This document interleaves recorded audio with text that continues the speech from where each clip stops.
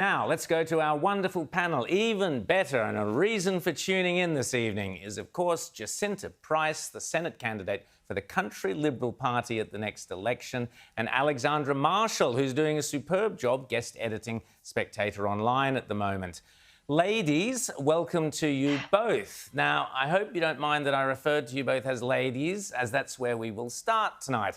Have a look at this New York Law School application posted on Twitter by Sasha White, which has, you scroll down, it's got 13 gender options in its application form, but no man or woman. You've got agender, androgyne, bigender, demigender, gender fluid, gender queer, pangender, trans men, trans male, trans woman, female, two-spirited gender not listed, decline to answer. I think I would, non-binary, cis female or cis male.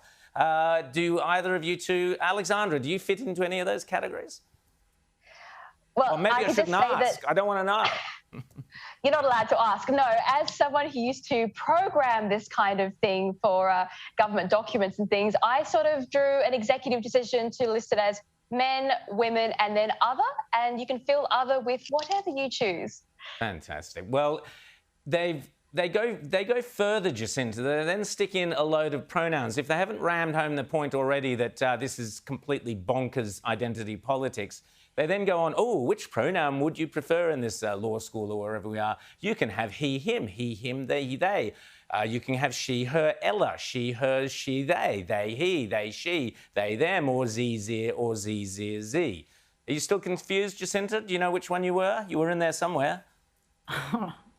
I'm utterly confused. I'm utterly and extraordinarily confused. And you know what? I am really curious to know how all of that translates into other languages, because I know certainly from the perspective of the Warlpiri side of me and the Warlpiri language speakers in my family, they would probably be even more confused than I am at what it all means. And you know, on one hand, we're taught to follow the science, and so I tend to want to follow science.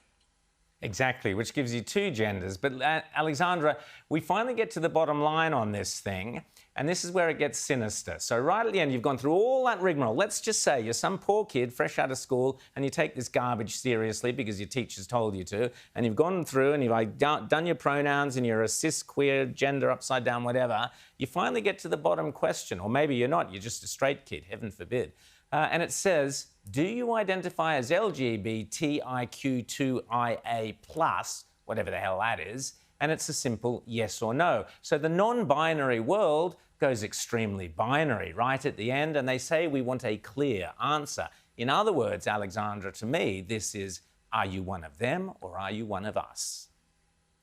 I didn't think you're allowed to ask these questions. I mean, I remember when I went to work, it was completely prohibited to ask these kind of personal questions about people. So I'm surprised that this isn't some kind of microaggression to even have forms like this. Well, they're basically trying to divide us into us and them, and they're basically saying, you're right, you know, we know who you are, join our club or you're in trouble. Now, over in the US as well, the National School Boards Association is facing a critical loss of funding after it sent a letter to President Biden and the Justice Department requesting federal intervention between parents and school boards. This is really disturbing stuff. The threats and intimidation of calling parents basically domestic terrorists and threatening hate crimes. In response to this letter, more than 17 states have withdrawn their funding. But what do you think? You're a parent, Jacinta. What do you make of this war in the states on parents, accusing parents who question the big kind of orthodoxies of critical race theory or the teachers' unions, regulations? Parents who dare question it are being labelled domestic terrorists. Yeah, look, I think it's really, really scary. I mean, you know, will we see a point where, you know, there are laws that are brought in that then criminalise parents for wanting to act like parents in the interests of their own children?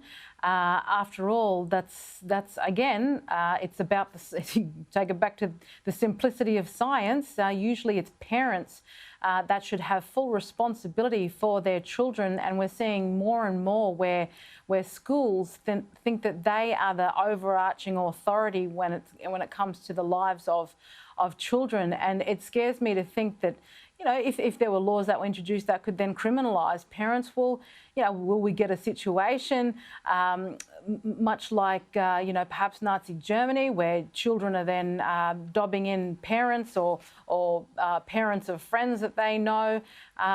Is that the path that this is leading to? It's really quite concerning, really quite concerning.